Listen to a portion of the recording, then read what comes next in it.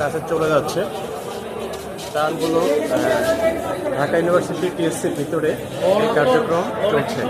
বৈষম্য বিরোধী ছাত্র আন্দোলন ভাইয়েরা এই কার্যক্রম চালু করেছে। আমরা দেখতে পাচ্ছি ত্রাণের জিনিসপত্রগুলো কীভাবে ছাত্র ভাইয়েরা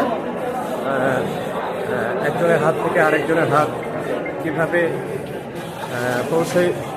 পৌঁছে দিচ্ছে এবং এগুলো সংগ্রহ করছেন।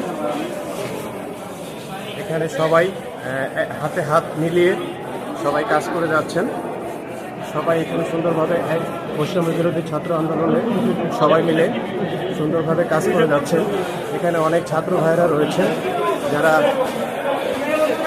কাঁধে কাঁধ মিলিয়ে বন্যার্তদের পাশে দাঁড়ানোর জন্য কাজগুলো করে যাচ্ছেন। আমরা দেখতে পাচ্ছি, পুরো পরিস্থিতিটা আপনাদের দেখানোর চেষ্টা